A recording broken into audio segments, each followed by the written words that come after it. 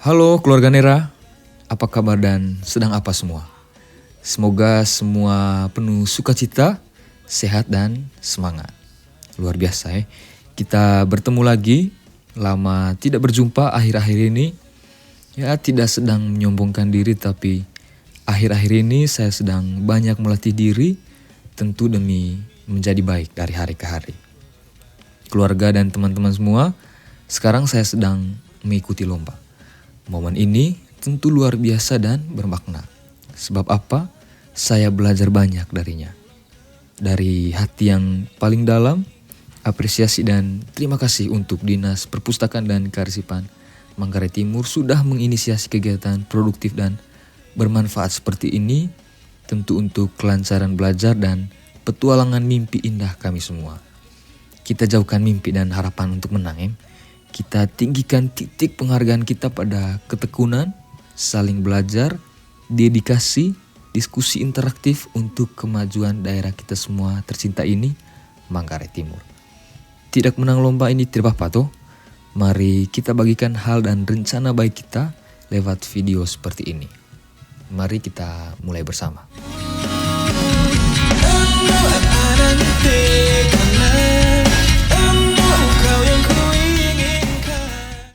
Dulu saat saya SMA, saya gemar membaca dan menulis hal-hal menarik yang saya kira korelatif untuk perkembangan diri saya. Salah satunya adalah catatan berikut ini. Demikian ringkasannya teman-teman.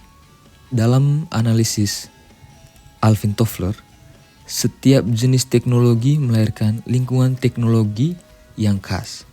Lingkungan teknologi atau teknosfer yang khas. Teknologi informasi sebagai bagian dari teknosfer akan mewarnai infosfer, yakni budaya pertukaran informasi di antara warga masyarakat. Infosfer pada gilirannya akan membentuk dan mengubah sosiosfer, yakni norma sosial, pola interaksi, dan organisasi kemasyarakatan. Karena manusia adalah makhluk sosial, perubahan sosiosfer akan mengubah cara berpikir, merasa, dan berperilaku mereka, yakni mengubah psikosfer mereka. Ia menyebut 4 sistem yang paling berkaitan ini.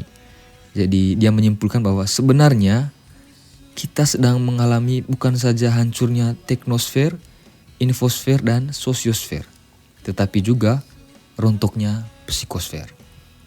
Itu yang Alvin Toffler gambarkan atau ringkas secara singkat teman-teman. Hari-hari ini kita sering menemukan jalan buntu. Perkembangan teknologi dan digitalisasi pendidikan cenderung menyita perhatian. Di sekitar kita ada banyak temuan yang mengusik dan mengejutkan. Ya, mungkin akan cukup pelik juga untuk dipecahkan. Apa pasal? Seiring dengan perkembangan teknologi, media sosial terus berevolusi. Munculnya platform seperti Twitter, Instagram, dan TikTok membawa fokus pada konten visual dan interaksi yang lebih singkat dan cepat. Hal ini memicu perubahan dalam cara orang mengonsumsi informasi dan berinteraksi satu sama lain secara online. Media sosial tidak lagi hanya tentang terhubung dengan teman dan keluarga.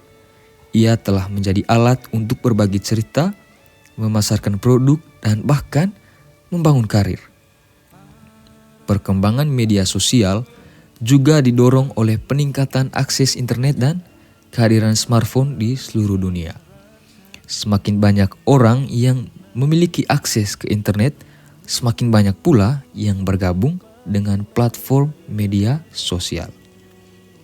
Hal ini menciptakan efek jaringan yang kuat di mana nilai platform meningkat seiring dengan bertambahnya jumlah pengguna. Tetapi teman-teman, meskipun media sosial menawarkan banyak manfaat, ia juga memiliki dampak negatif yang signifikan. Salah satu dampak negatif yang paling umum adalah penyebaran disinformasi. Berita palsu, teori konspirasi, dan propaganda dapat dengan mudah menyebar di media sosial, memengaruhi opini publik, dan bahkan memicu kekerasan. Jadi sulit teman-teman untuk membedakan antara informasi yang benar dan salah di media sosial. Dan faktanya banyak orang yang tidak memiliki keterampilan untuk mengevaluasi sumber informasi secara kritis. Media sosial juga berdampak negatif pada kesehatan mental. Penelitian telah menunjukkan bahwa penggunaan media sosial yang berlebihan dapat menyebabkan kecemasan, depresi, dan rendah diri. Hal ini terutama berlaku bagi remaja dan dewasa muda yang seringkali membandingkan diri mereka dengan orang lain di media sosial dan merasa tidak cukup baik. Demikian yang Alvin sebutkan pada bagian pertama adalah rontoknya psikosfer. Maka saudara-saudariku, kita perlu penyelesaian secara dewasa dan bertanggung jawab. Kita perlu medan pendewasaan kapasitas kognitif kita masing-masing. Kita perlu kerangka kerja strategis. Perlu ada praksis komunikasi dan aktivitas produktif yang baik untuk kita buat. Dan hari ini saya mungkin akan membagikan beberapa hal atau solusi dan langkah solutif yang sekiranya dapat bermanfaat dan berguna untuk kita semua. Yang pertama, berpikir kritis tentang informasi yang kita lihat di media sosial. Jangan percaya semua yang kita baca di media sosial. Evaluasi sumber informasi secara kritis dan cari bukti untuk mendukung klaim yang dibuat.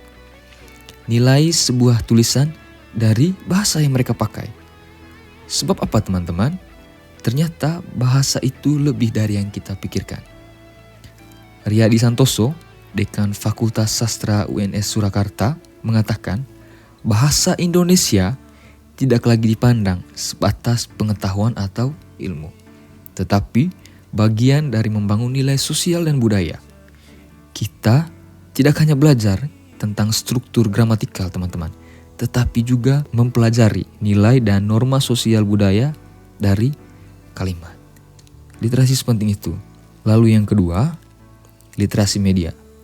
Meningkatkan literasi media di kalangan masyarakat sehingga orang dapat lebih kritis terhadap informasi yang mereka lihat di media sosial.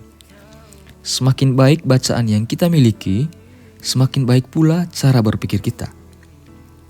Misalnya ketika malam hari, teman-teman muda, kita semua dilanda putus cinta, kita tidak memilih untuk sakit-sakitan dengan cara mendengar lagu-lagu yang mengganggu, lagu-lagu galau, lagu-lagu COP, begitu.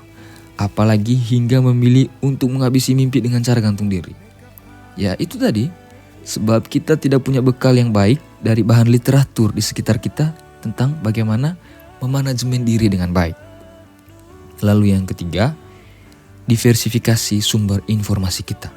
Jangan hanya mengandalkan media sosial untuk mendapatkan berita dan informasi. Baca berita dari berbagai sumber dan cari perspektif yang berbeda tentang berbagai isu. Perbanyaki literatur yang berkualitas tentunya. Manfaatkan ruang-ruang literasi yang disediakan pemerintah. Di sekitar kita telah tersedia ruang baca. Dinas Perpustakaan yang menghadirkan buku-buku dan catatan-catatan yang baik untuk kita pelajari bersama. Ada pula lembaga dan komunitas sastra lokal maupun nasional yang saya sangka punya kapasitas baik dalam menyediakan bahan bacaan, ruang diskusi interaktif untuk memerangi isu seperti itu. Kira-kira bagaimana menurut teman-teman? Mari saling berbagi langkah solutifnya ya. Media sosial terus berkembang dengan cepat dan masa depannya sulit untuk diprediksi. Namun, ada beberapa tren dan tantangan yang kemungkinan akan membentuk media sosial dalam beberapa tahun mendatang. Salah satu tren yang paling penting adalah peningkatan penggunaan kecerdasan buatan atau artificial intelligence di media sosial. AI digunakan untuk berbagai tujuan, seperti mempersonalisasi konten, mendeteksi disinformasi, dan memoderasi konten. AI akan terus memainkan peran yang semakin penting dalam membentuk pengalaman media sosial di masa depan. Jadi, semakin kurang literasi media dan digital yang kita punya, selesailah sudah kita dibodohi oleh AI. Jadi teman-teman, literasi sepenting itu. Sampai ketemu lagi semua. Look, you